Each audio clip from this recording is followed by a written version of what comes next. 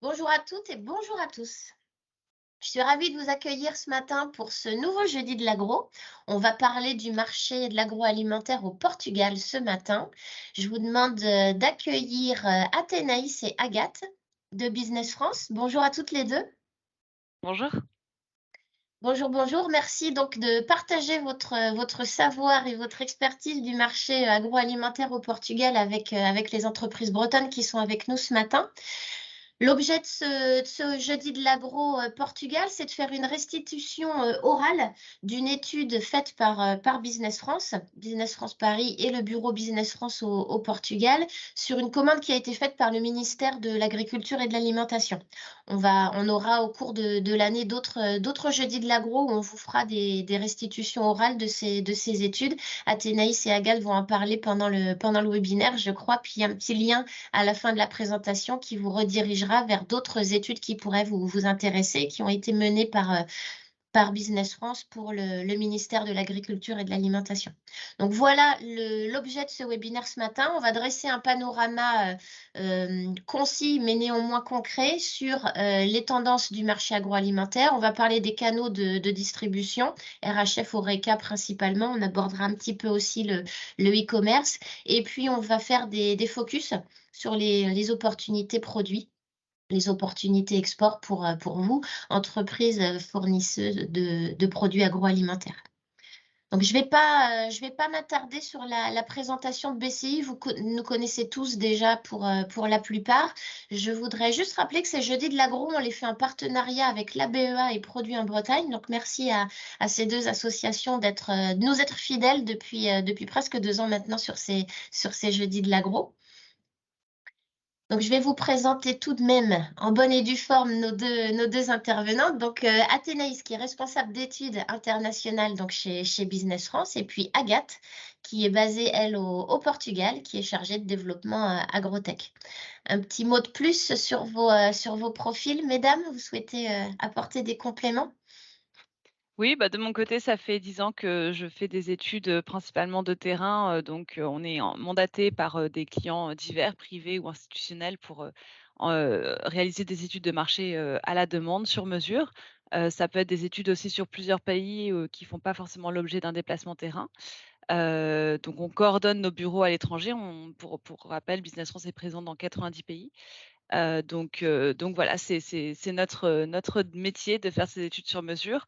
On fait aussi des études de priorisation de marché quand, une entreprise ne sait pas, faire le choix entre plusieurs pays, plusieurs marchés, à explorer à l'export et des veilles aussi, de marché, ciblés. Principalement, dans mon service, mais on fait aussi énormément d'autres choses à Business France, évidemment.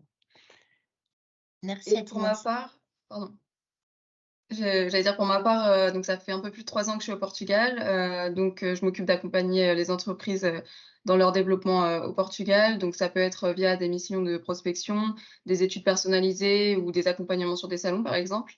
Et je m'occupe de toute la filière agrotech, c'est pour tout type d'entreprise dans l'agroalimentaire. Merci. Oui, donc le bureau Business France Portugal, hein, vous l'avez compris, fait partie du réseau de prestataires agréés de BCI à l'étranger. Donc, on s'appuie entre autres sur le bureau BF Portugal pour vous accompagner dans votre développement commercial au Portugal. Donc, comme je le disais, donc, on va parler des circuits de distribution, des opportunités par secteur. Bon, on n'attendra pas la fin pour les questions-réponses. Encore une fois, ça rend plus dynamique le webinaire si vous rebondissez sur les propos d'Athénaïs et Agathe. Donc, n'hésitez pas à partager vos expériences et puis à nous faire part de vos interrogations sur tel ou tel point que l'on va aborder ce matin. Donc, je passe sur ces présentations des services BCI. Vous savez ce pourquoi on est là, pourquoi on est mandaté par la région et la Chambre de commerce régionale. Je vais juste faire un petit focus sur Suppliers from Bretagne.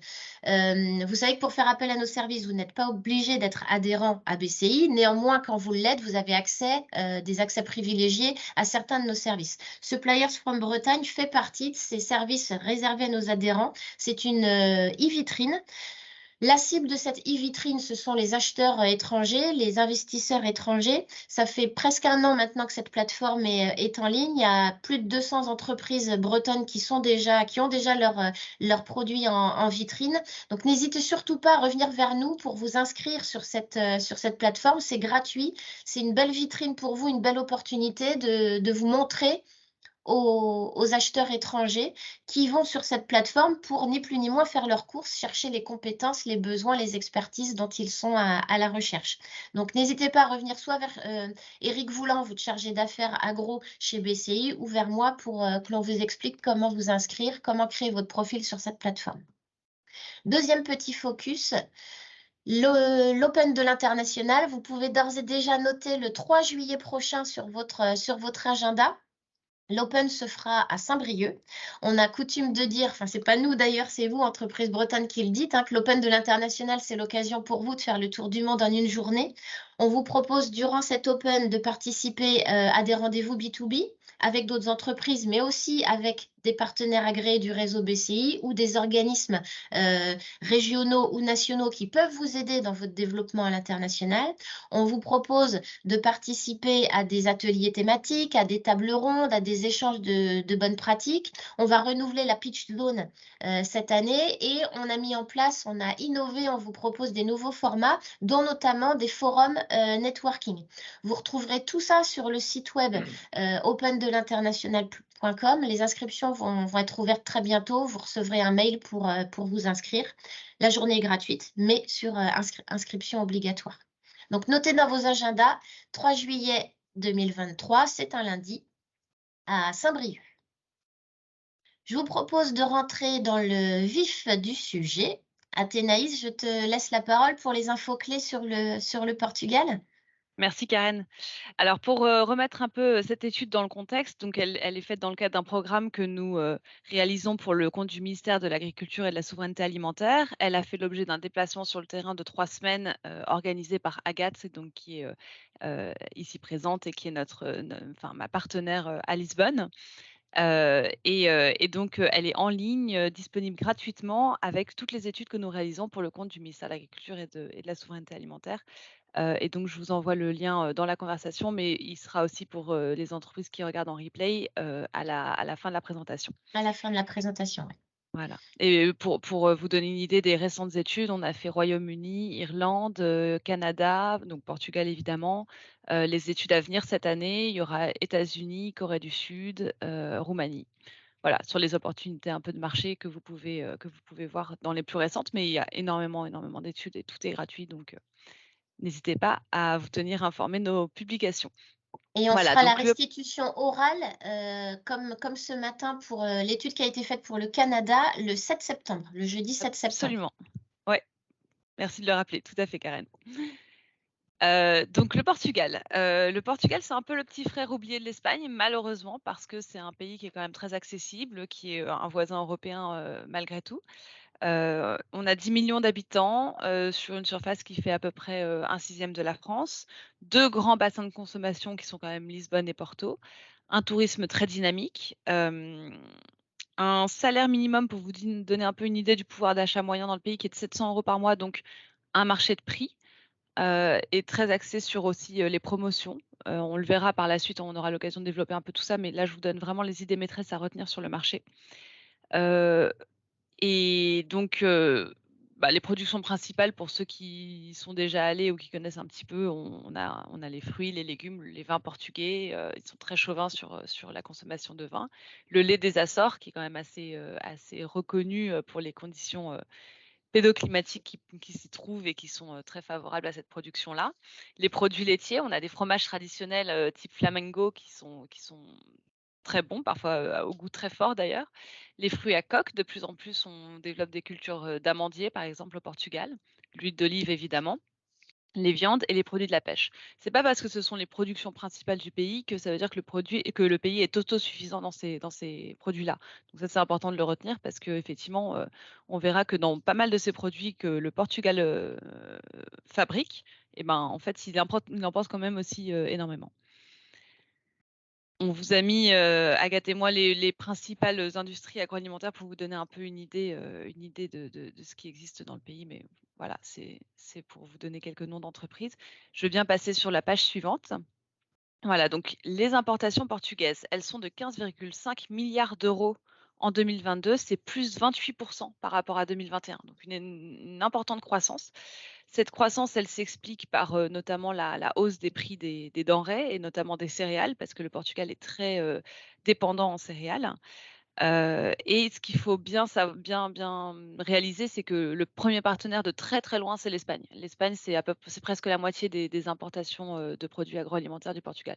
Donc, c'est votre concurrent principal sur le marché portugais, finalement. L'Espagne se bat sur les prix et avec des relations historiques ancrées avec les importateurs et les distributeurs portugais. La France est le deuxième fournisseur du Portugal. Heureusement, parce qu'on n'est quand même pas très loin, ce serait dommage sinon. Mais on n'a que 7% des parts de marché à l'import. On importe un peu plus d'1 milliard d'euros de denrées agricoles et agroalimentaires au Portugal en 2022. Donc, c'est pas, il y a des marges d'amélioration, on va dire. On est suivi de très près par les Pays-Bas, qui exportent principalement des produits aquatiques et des viandes vers le Portugal. Le Brésil, principal concurrent sur les céréales et le soja.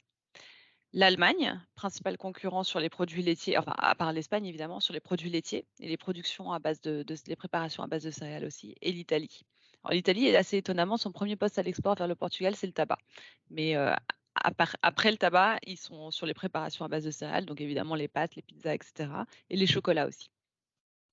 Et donc, du côté de la France, ce qu'on exporte principalement vers le Portugal, c'est d'abord des céréales, c'est du blé à 75%, du maïs à 15%.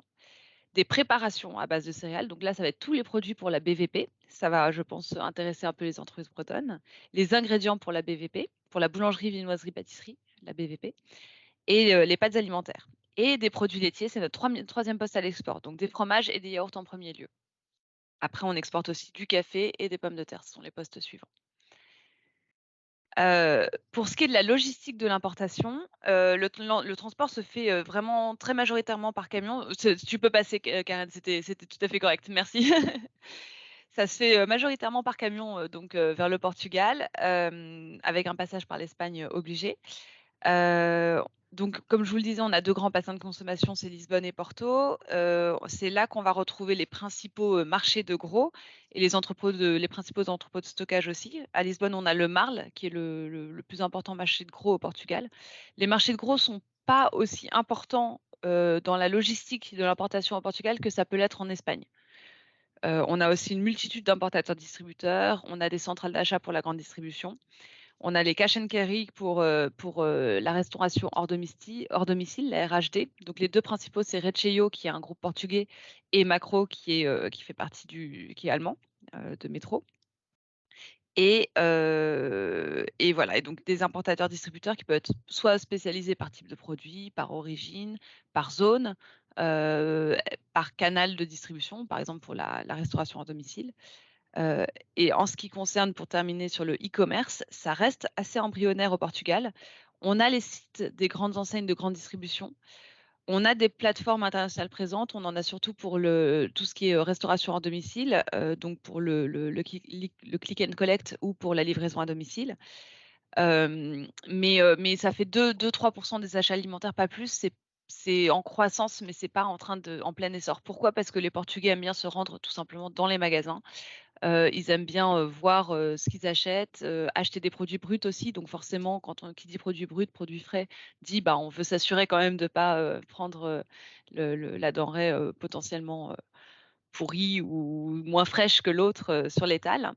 Par exemple, sur les poissons, les Portugais achètent encore majoritairement des poissons entiers par rapport à la France où on va être plus à la découpe.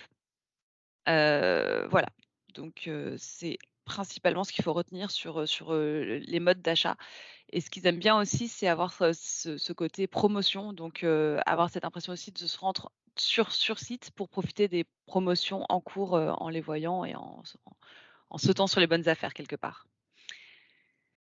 Voilà, je vais faire un petit focus un peu plus sur la grande distribution. Alors la grande distribution, elle est très concentrée. Il y a plus de la moitié des parts de marché qui se concentrent sur deux enseignes portugaises, Continente et Pingo Doce.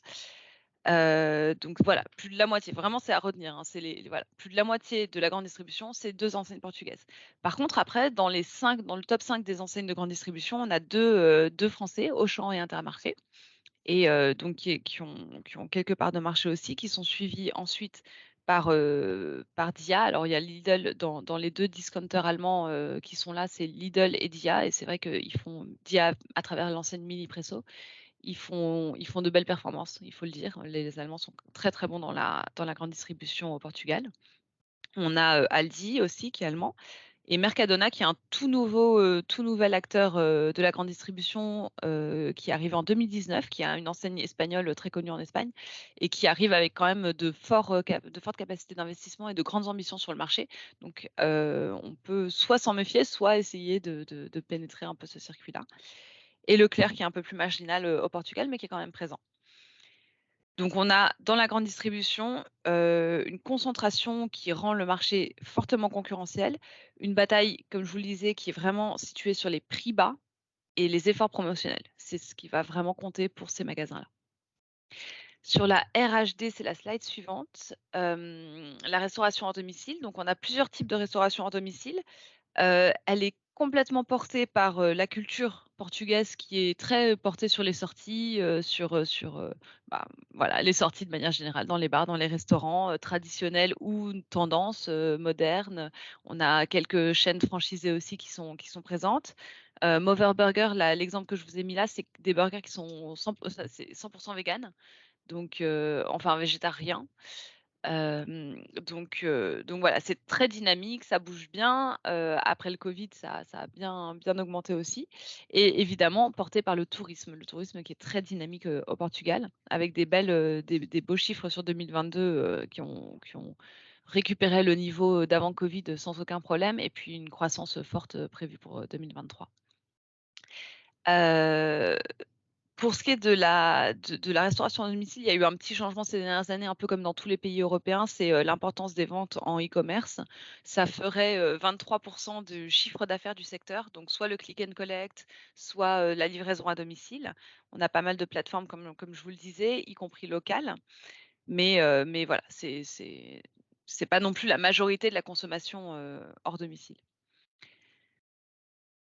Voilà pour Est-ce ma part. est-ce qu'il y a Est-ce des qu'il y a une question? Ouais. questions? Ouais, sur, que ce soit sur la grande distribution, les enseignes, les majors quand on parle d'enseignes, distri ou sur la RHD par rapport aux canaux d'approvisionnement, aux importateurs, distributeurs. Est-ce que vous avez des questions? Comment on s'y prend pour vendre à la RHD? Alors moi, j'avais peut-être une question sur, la partie, pour les enseignes de grande distribution, les plus fortes progressions, actuellement en part de marché, c'est plutôt p sur le discount ou, voilà, enfin, qu'est-ce qui progresse le plus actuellement? Oui, effectivement, on a le discount qui progresse pas mal. En fait, pendant le déplacement terrain s'est fait en octobre 2022 et c'est vrai qu'une des préoccupations importantes qu'il y avait dans la tête des opérateurs qu'on a rencontrés, c'était l'inflation, la perte de pouvoir d'achat et donc le fait que les Portugais qui déjà sont sur, comme je vous le disais, un marché un peu de prix, se concentrent encore plus sur le discount et ce que j'ai pas rappelé, mais effectivement ça me permet de le faire, au passage, merci pour cette question, c'est l'importance des marques de distributeurs. C'est Mmh. très important au Portugal, c'est près de la moitié des produits distribués donc et là, pareil, les opérateurs anticipaient un renforcement des marques distributeurs, très important pour 2023, étant donné le contexte, économique. D'accord. Et l'inflation alimentaire, elle est autour de combien actuellement? Alors, Agathe, j'ai pas le dernier chiffre, je sais pas si tu les as, mais c'était 6-7. Oui, je pense qu'au maximum, ça a été autour du 8. D'accord. Pour envoyer après le chiffre exact, OK. si besoin. Ouais, merci. Et puis pour, juste compléter ce que disait Athénaïs, faut savoir aussi que les enseignes investissent beaucoup, enfin notamment, Aldi et Lidl au-delà, du pouvoir d'achat. Ça fait 2-3 ans qu'ils ont lancé des plans de rénovation, d'ouverture. Donc c'est des très beaux magasins, un peu enfin, je trouve que par rapport à la France, ils sont beaucoup plus, agréables en fait à visiter. Donc je pense que ça fait partie aussi de leur succès. Mmh. Ouais, Et puis Mercadona aussi comme- gagne beaucoup de parts de marché puisqu'ils ouvrent énormément de points de vente et que c'est un format qui a l'air de plaire aux Portugais et ils communiquent pas mal aussi. Donc ça, c'est l'enseigne qui monte le plus, je pense, en pourcentage. Ouais, c'est ce que j'allais dire. Mais grosse croissance parce qu'ils partent aussi, de 0 De zéro. donc voilà. Mais tout à fait, ouais. Et tu disais, Mercadona, Agathe, c'est il y a une typologie particulière des magasins à Mercadona. Ils ont une infrastructure différente des autres enseignes. Un concept Euh, store plus différent, c'est ça que tu disais? Non? Oui, c'est ça, le format est assez différent. C'est des espaces, enfin, des allées qui sont très larges, des gammes assez réduites. Ils misent beaucoup sur le prix, assez peu aussi de marques nationales, il me semble. Il y en a pas à Lisbonne, donc c'est vrai que c'est une enseigne que je connais moins bien. Mais ils ont des formats ouais, assez particuliers. Enfin, je sais pas, Athénaïs, comment tu l'avais perçu? Ouais, beaucoup de produits aussi qu'on trouve pas forcément dans les enseignes, portugaises. Des produits d'origine espagnole, des innovations aussi, un peu sympas quoi. Par exemple des corners à sushi, qu'on peut peut-être retrouver ailleurs, hein, mais voilà, une fois de plus, ils additionnent toutes ces petites innovations et voilà, par exemple, ils vendaient du fromage, dans un plateau de dégustation et ça, on l'avait vu nulle part ailleurs. Qu'est-ce qu'ils avaient? Ils avaient un rayon pizza bien supérieur, finalement, à ce qu'on pouvait, trouver ailleurs aussi. Un rayon surgelé, assez important par rapport à la norme portugaise. Hem, Enfin voilà, ils apportent aussi et par exemple, dans le rayon, boissons aussi, ben, ils ont beaucoup ils ont beaucoup de références espagnoles, de références qu'on ne trouve pas ailleurs aussi, en fait, voilà, de marques vraiment, en exclusivité. C'est l'impression qu'ils donnent. Mais Et puis c'est la d'Espagne, seule enseigne, vraiment espagnole. Ouais, ouais, c'est ça, pardon. c'est la seule enseigne espagnole, donc enfin, on sent qu'il y a une influence aussi Mmh. depuis leur origine. Ouais. Est-ce qu'il y a Pour les connaître des un corners? peu, ils font beaucoup de produits à leur propre marque. Mmh. Ouais, ouais, Oui, énormément de MDD. Ascenda, oui. Ouais. Mais ça, c'est dans tout le Portugal. Enfin, toutes les enseignes, portugaises de la grande distribution ont des MDD, extensives, hein. Mmh. Est-ce qu'il y a des corners pour les produits français, des rayons spécifiques ethniques, notamment pour les produits français? Comment sont perçus les produits français? Alors les produits français sont bien perçus, la qualité, est reconnue. Il y a pas de corner français, spécifique. Peut-être que dans certaines, enfin, dis-moi Agathe s'il y a des semaines françaises ou des choses comme ça en magasin, mais ou des Pas plus happenings, que ça, non. dans la grande distribution, mais ouais, c'est pas il y a même des opérateurs qui nous ont dit ça mettre le drapeau français peut être à double tranchant parce qu'en fait, sur certains produits, ce sera pas forcément, un atout, par rapport à l'offre locale. Donc, donc voilà, même s'ils sont, je pense, un peu moins chauvins que les Espagnols sur, leur offre, portugaise, il y a quand même ce côté, voilà, si c'est local, on privilégie, hein. Ouais, le consommateur achète plutôt les produits portugais Oui, avant d'acheter des produits importés étrangers. après une fois de plus, c'est moins important qu'en Espagne et l'origine n'est pas forcément mise en avant dans les magasins non plus de façon voilà, c'est pas ce qui compte le plus. D'accord. Ce qui compte le plus, c'est le prix, au final. Donc, donc voilà. Non, il y a pas de corner français, il y a pas de mise en avant des produits français, vraiment en tant que tels. Par contre, il peut y avoir, par exemple, moi j'ai vu enfin, après voilà, il y a les opérations de marketing classiques de la grande distribution, des corners, Pasquier, par exemple, pour les brioches Pasquier ou ce genre de choses. Ça, c'est la marque, qui va payer Oui, ça. oui, bien sûr. Là, ma Voilà. question, c'était dans le sens où on voit dans certains pays des rayons Mmh. entiers dédiés aux produits italiens, aux produits français, Ouais, etc. Ma question était plutôt dans ce sens-là. Mais là, ce qu'il faut retenir, vraiment, le point phare, c'est vraiment que c'est un marché de prix. tout à fait. Alors, on peut éventuellement trouver un peu ça dans les rayons fromage avec, peut-être, un voilà, les fromages français, un peu regroupés sur, un peu au même endroit ou alors, chez Lidl, par exemple, ils font un rayon fromage du monde et donc là, bah, on a des fromages français, mais parmi des fromages, suisses, heu, hollandais et cetera donc Mmh. Donc marché de prix, grande place faite, au hard discount, le prix étant l'un des arguments d'achat. et la MDD très fortement présente dans les enseignes. C'est bien résumé. Est-ce qu'il y a d'autres questions avant que l'on passe au point suivant? Sur la RHD, peut-être d'autres questions? Les grands groupes de distribution en RHD, est-ce qu'il y a des groupes type, enfin voilà, quels seraient les grands distributeurs chez qui il faut être présent sur le marché? Vas-y, Athénès. Bah, à part, Makro et Recheio, ça va être principalement des distributeurs spécialisés, par exemple en produits surgelés ou en produits aquatiques. Ça va être des opérateurs du marché qui parfois eux-mêmes sont producteurs ou transformateurs. Et Agathe, je ne sais pas si tu voulais dire quelque chose de plus. J'allais dire la même chose, ça va Ouais. dépendre vraiment du produit. En général, ils sont spécialisés soit sur un circuit particulier, soit sur un type de produit. Donc ça dépend de l'objectif, mais en tout cas, c'est toujours la meilleure manière de rentrer sur le marché, c'est via un importateur, c'est vraiment le plus simple, ils sont bien organisés, ils ont l'habitude, donc Mmh. c'est ça la recommandation pour entrer en RHD au Portugal. OK, d'accord, merci. On passe au point suivant s'il n'y a pas d'autres questions. Donc, on va aborder maintenant les opportunités par secteur et on va commencer par les produits gourmets. C'est ça. Donc les produits gourmets, c'est la première catégorie qu'on a étudiée. Il y en aura 7 en tout. À savoir qu'on a entendu produits gourmets au sens de produits transformés à valeur ajoutée. Donc c'est une catégorie qui se porte assez bien du fait d'une offre en constante évolution, mais aussi d'une clientèle moins exposée aux difficultés économiques. Donc ça peut être les touristes, mais aussi des consommateurs locaux à fort pouvoir d'achat. C'est vrai qu'on a beaucoup insisté sur le prix, mais il faut rappeler aussi que le Portugal est un pays très inégalitaire, en Europe en tout cas. Donc il y a quand même une certaine partie de la population qui a les moyens de consommer de manière plus dépensière.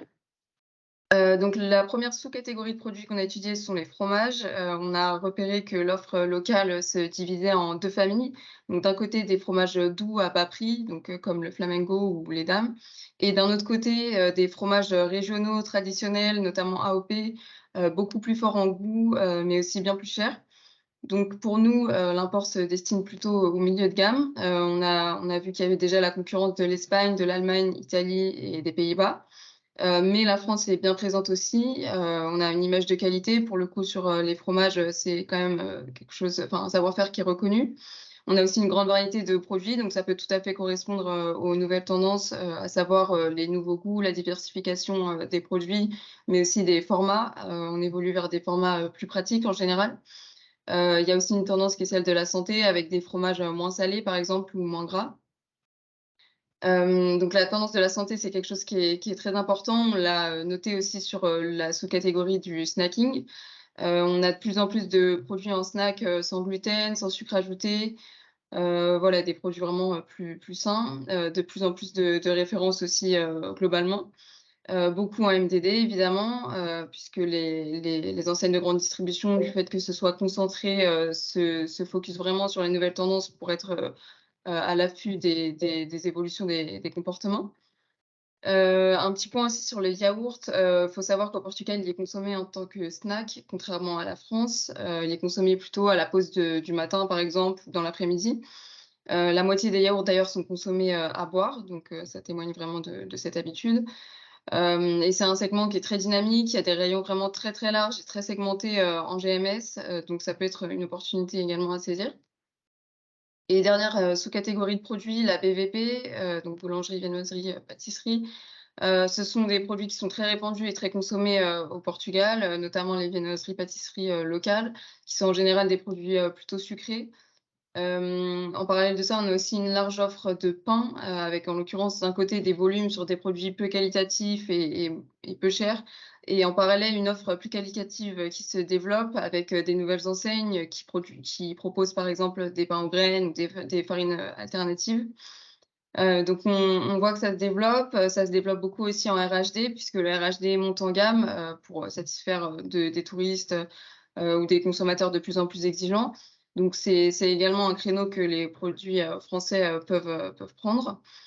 On a noté aussi sur la BVP un besoin de produits rapides et faciles à préparer, donc notamment du surgelé, puisque le secteur manque énormément de main-d'œuvre. Les produits les plus pratiques seront privilégiés. Voilà pour ce qui est des produits gourmets. S'il n'y a pas de questions, je passe à la catégorie suivante. Des questions sur ces premières catégories abordées? Pas de questions. Alors, ok, alors on passe aux produits de la mer. Voilà, donc produits de la mer. Donc le Portugal est le premier consommateur européen, le 3e mondial de produits de la mer, et il s'auto-approvisionne à seulement 25%. Donc on a un apport qui vient de divers pays, évidemment de l'Espagne en premier lieu, qui est compétitive notamment sur les prix. Ensuite de la Suède pour la morue, qui est très consommée au Portugal. Donc la France n'exporte pas de morue, mais il y a des opportunités sur différentes variétés, notamment les poissons frais. Puisque les acteurs cherchent à sécuriser leur approvisionnement.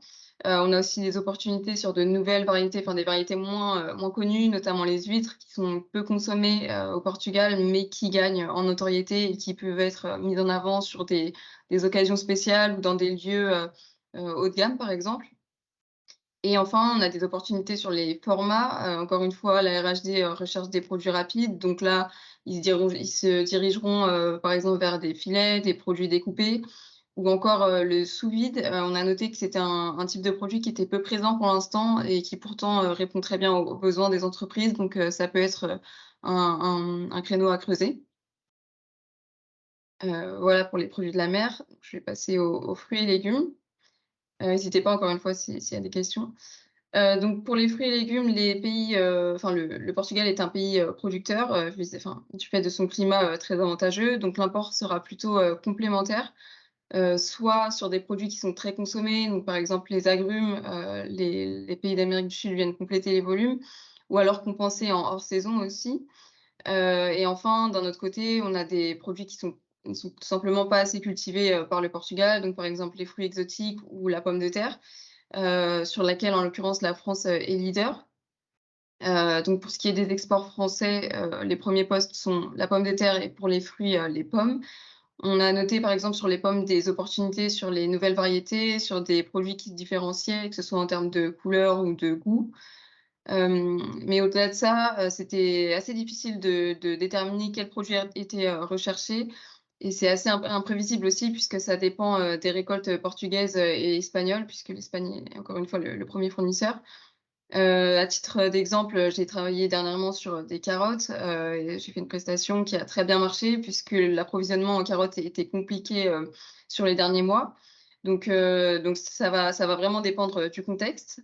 Cela dit, on peut parler des opportunités sur les formats puisqu'encore une fois, ce qui est pratique est recherché. Et aussi, on a une recherche de packaging plus durable avec moins de plastique, notamment vis-à-vis de la législation qui sera amenée à évoluer. Donc la recommandation qu'on pourrait faire sur le segment des fruits et légumes, même si ça paraît compliqué a priori, ce serait quand même de se faire connaître un maximum, par exemple lors de salons, pour que les opérateurs vous connaissent et qu'ils aient vraiment votre contact au moment où ils ont besoin et où l'approvisionnement évolue. On passe Voilà pour les fruits et légumes.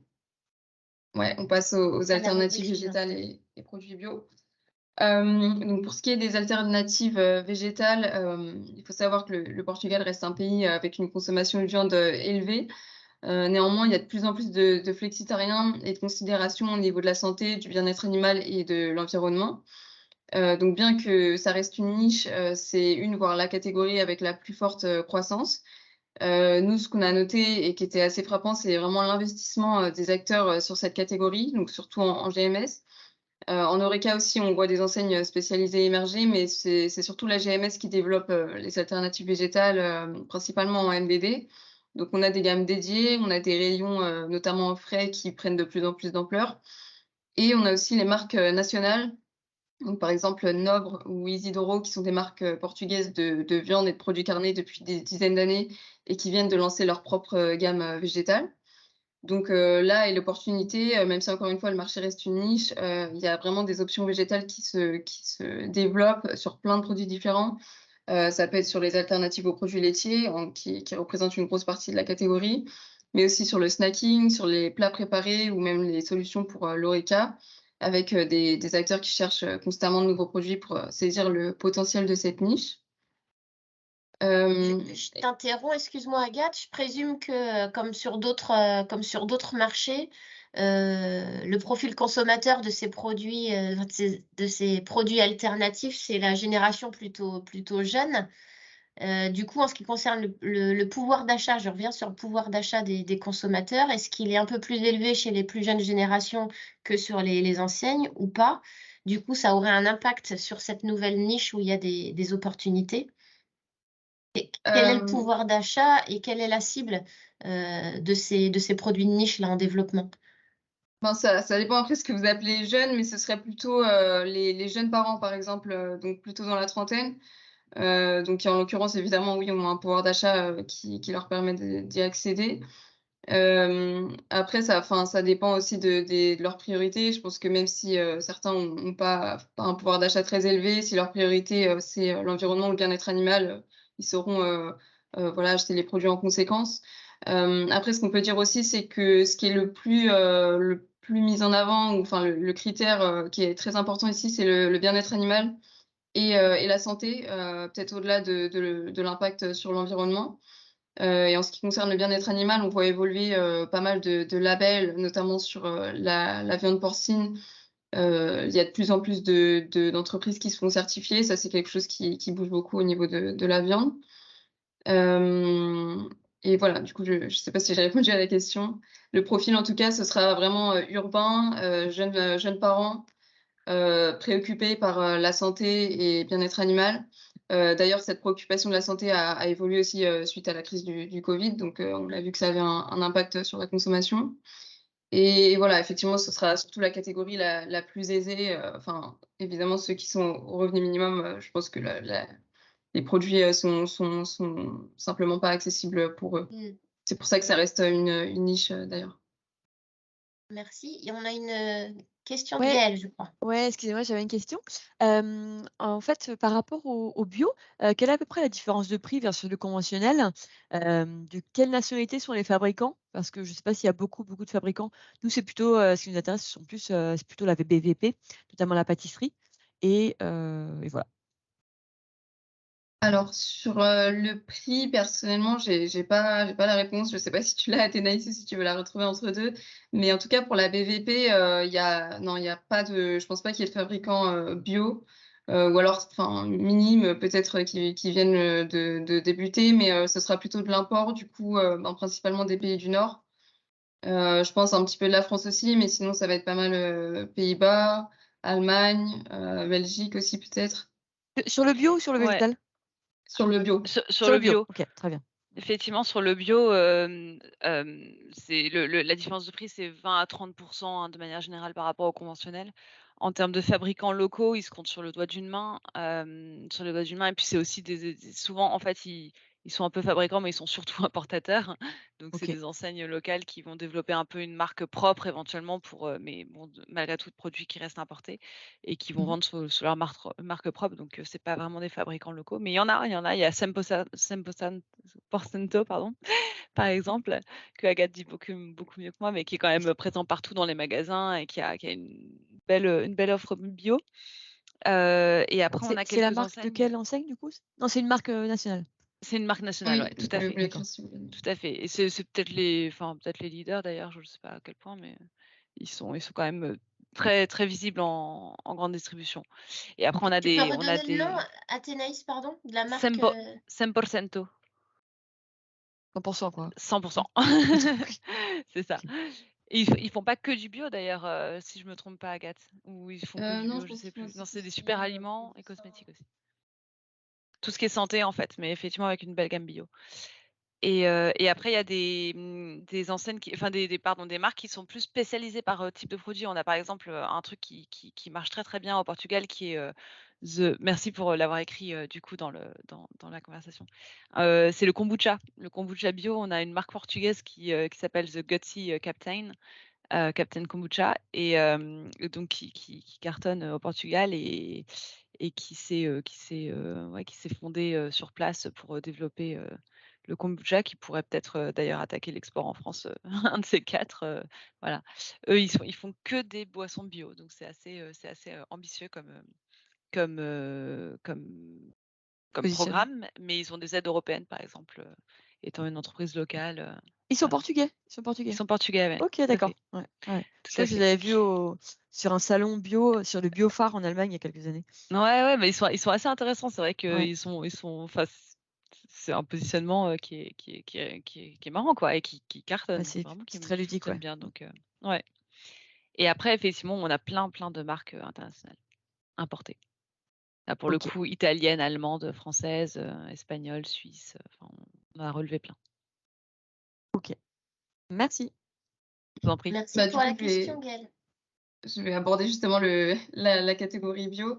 Pour ce qui est de la distribution, on a 2 enseignes spécialisées qui sont Go Natural, du même groupe que l'enseigne Continent, leader en GMS, et Celeiro, qui est une enseigne qui appartient à un importateur. Donc, effectivement, on voit que c'est assez peu concentré sur, enfin, centré sur la fabrication locale. En ce qui concerne la perception de la catégorie, on a noté que c'était un marché qui était assez peu mature, parce que les consommateurs ont du mal à définir, clairement les avantages du bio et du coup à se motiver à acheter. Il y a plusieurs raisons. Par exemple, sur les fruits et légumes, qui est en principe une catégorie, bien représentée sur le bio, l'offre conventionnelle locale est très qualitative et par définition, locale, donc apporte moins d'avantages, comparatifs.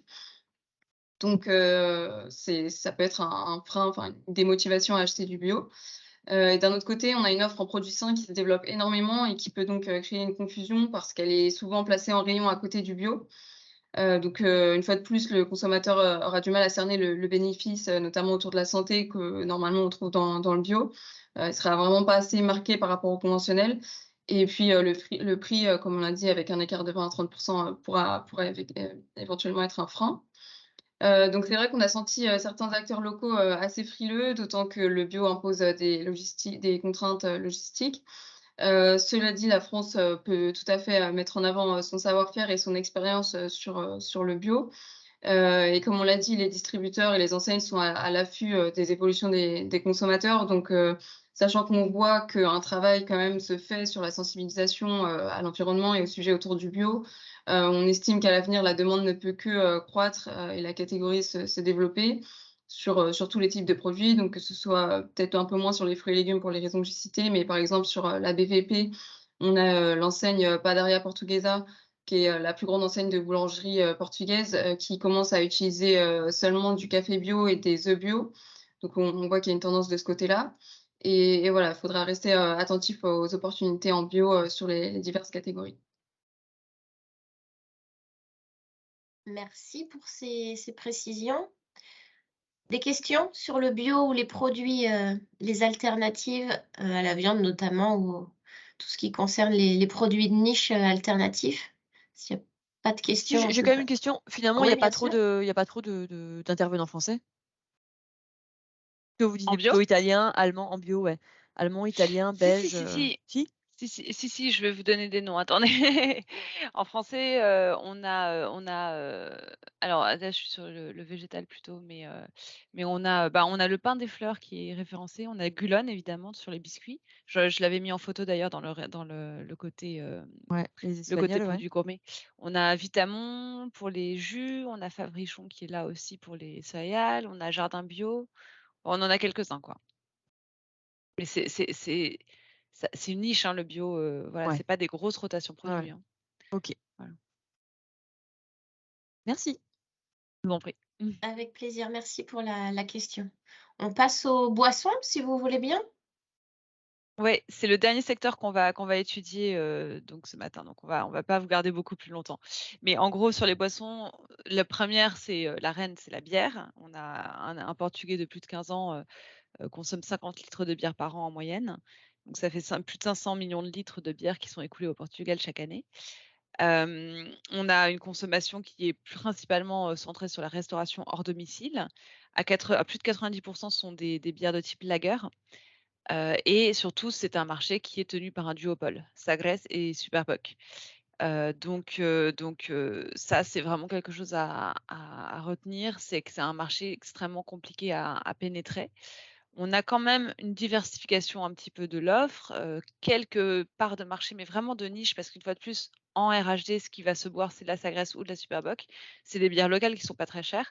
Donc, on a quelques bières espagnoles qui quand même, pénètrent le marché, notamment par, leurs relais locaux dont on a un peu parlé.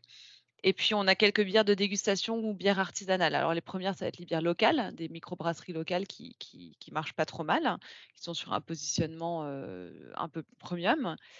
Et après, dans les bières de dégustation importées, ça va être plutôt des bières belges ou allemandes. Donc, on souffre un peu en France d'un déficit de reconnaissance de notre savoir-faire, brassicole. Donc, si on veut pénétrer le marché de la bière au Portugal, ce qu'il faut retenir, c'est qu'il y a un accompagnement marketing vraiment important et commercial, vraiment important à prévoir. Et puis, il vaut mieux, viser le secteur de la restauration à domicile puisque c'est là que ça se passe, principalement. Les festivals, éventuellement, ce genre d'événements. En grande distribution, sincèrement, on n'a vu aucune bière française. Si ce n'est à El Corte Inglés, qui est un peu le Galeries Lafayette local, donc qui est aussi une chaîne de grande distribution, mais vraiment, plutôt axée sur le premium et sur le haut enfin voilà, qui est connue pour des prix supérieurs et qui référence notamment la ch'ti. Mais le rayon bière de El Corte Inglés, a plein de références internationales et justement parce que ça fait partie du positionnement de ce magasin de proposer des choses qu'on ne trouvera pas ailleurs. Et la ch'ti pour le coup était, epsilon, par rapport au rayon. Donc voilà, compliqué un peu compliqué le marché de la bière pour retenir.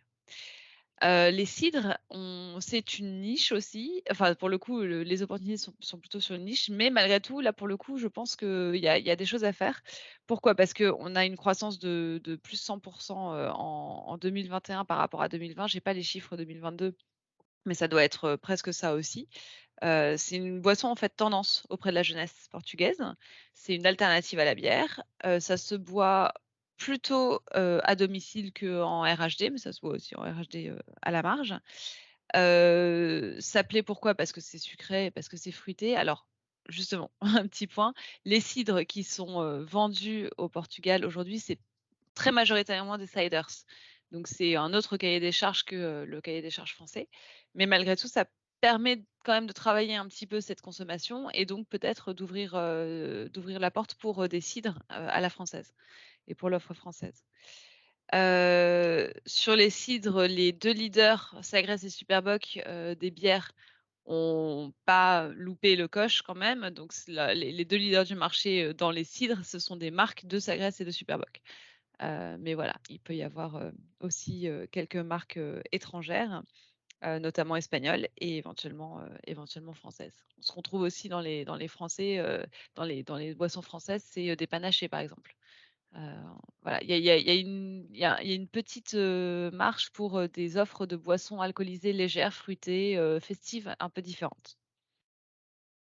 Et je vais terminer par les vins. On a essentiellement étudié les vins effervescents pour l'offre française parce que c'est très porteur. Le champagne, cartonne pas trop mal, c'est vraiment la boisson festive par excellence. Le problème du champagne, c'est que c'est très cher pour les Portugais. Essentiellement, les champagnes français qui sont présents au Portugal aujourd'hui, c'est des champagnes qui sont marketés, c'est des grandes marques, c'est Moët et Chandon, c'est Mumm et cetera. Donc c'est plus de 40 € la bouteille. Donc on a des opportunités pour des champagnes, à moins de 40 € la bouteille évidemment et pour les autres, types d'effervescents français qui seraient marketés voilà à la française, festif et cetera, mais qui seraient à moins de 10 enfin à 10 € ou moins de 10 € la bouteille.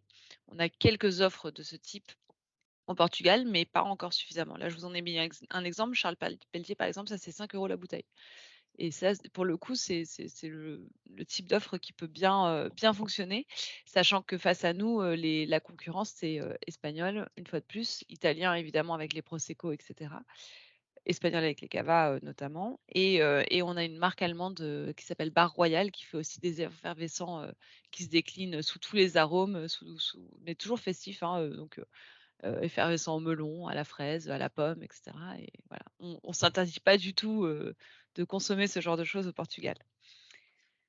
Voilà, donc il y a des opportunités là-dessus. Je pense que j'ai terminé. On peut faire des questions sur, la partie boisson, si ça vous intéresse et sinon la dernière, slide de conclusion, ce sera le lien vers, les études, donc je vous invite à télécharger l'étude de toute façon, et à la lire, pour avoir vraiment plus de détails sur les circuits, notamment de distribution et des contacts importateurs aussi, voilà. Des noms Merci à toutes d'importateurs en les tout deux. cas. Merci. Je vous en prie. Merci. Est-ce qu'il y a des questions, des points sur lesquels vous souhaiteriez que l'on revienne, que ce soit sur les différentes catégories produits que l'on a balayées ce matin, ou sur une catégorie en particulier que l'on n'aurait pas abordée et qui vous concernerait directement? C'est le moment, profitez-en pour poser vos questions. J'ai quand même une question. Est-ce que par rapport à l'Espagne, vous avez un peu une idée enfin, en fait, les coûts sont quasiment identiques pour les mêmes types de produits, selon vous? Ou À la vente en il n'y a pas magasin? ouais, il n'y a pas de différence? Hein, c'est plutôt moins cher, plutôt plus cher, plutôt.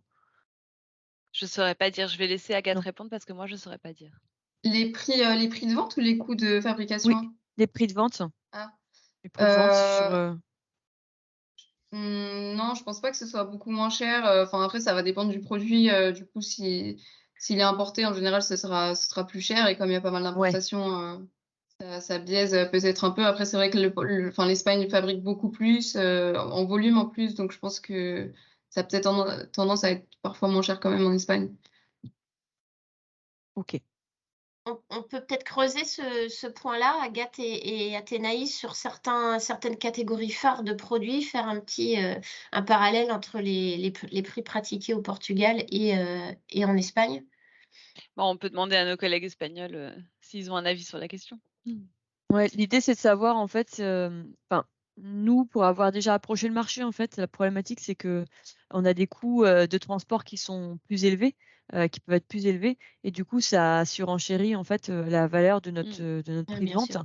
et c'est souvent enfin, vous voyez le salaire minimum dont vous parliez, qui était assez faible quand même, enfin, ça surenchérissait, pas mal, les prix de vente et on arrivait à des prix enfin, supérieurs aux prix pratiqués pour le marché espagnol, avec des attentes, en gros, c'est quelles sont les attentes des acheteurs, peu importe le marché, je dirais, par rapport à ce qu'on peut déjà vendre en Espagne, donc je compare à l'Espagne, peut-être qu'il faut pas faire comme ça, Ouais. Non, mais mais c'est eux si, comparent, je c'est pense. pertinent. Tout dépend du type de produit après, hein, sincèrement, si vous Ouais. proposez une innovation produit, vraiment sympa ou alors, sur un des secteurs tendances qu'on a détaillé là, bah, ils seront prêts, aussi à faire un effort, voilà. Après, Ouais. c'est vrai que ce qu'on nous a dit aussi, c'est quand on veut lancer un produit vraiment nouveau sur le marché ou une marque vraiment nouvelle, il faut prévoir un accompagnement promotionnel et donc, dans un premier temps, ça peut être, pas forcément, évident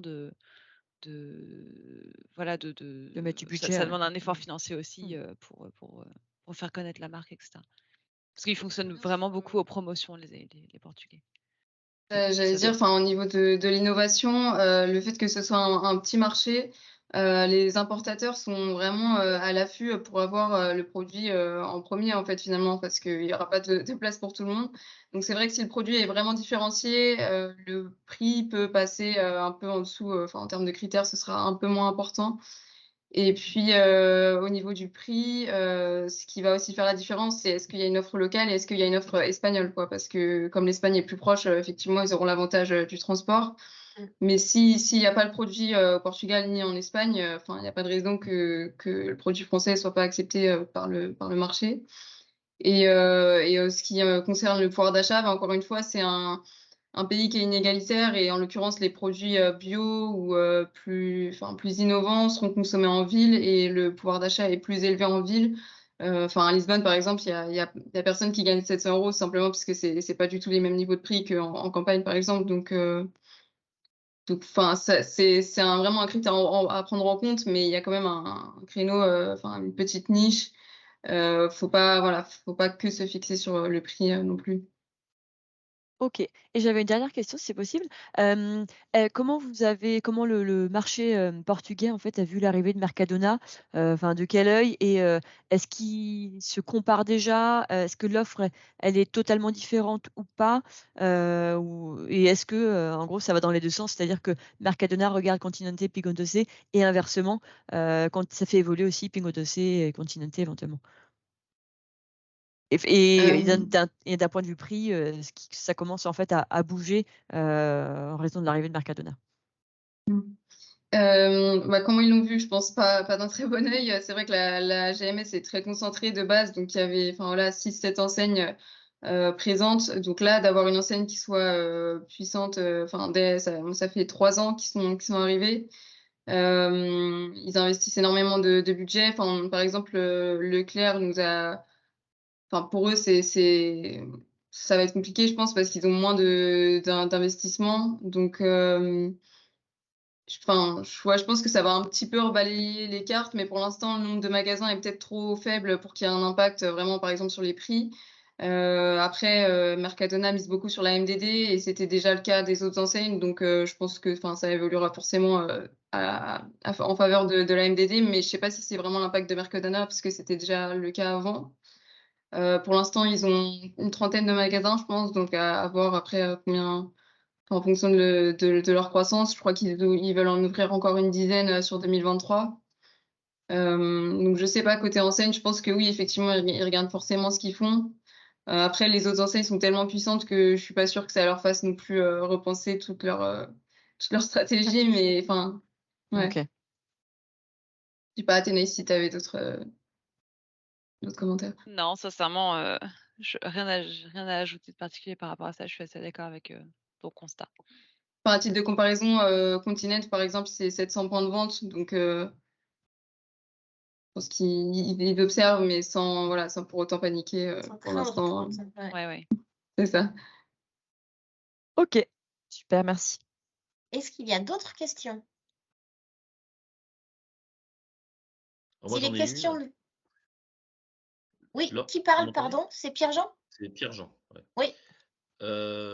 Quel est votre conseil lorsque vous voulez exporter au Portugal des produits qui ne sont pas bon marché?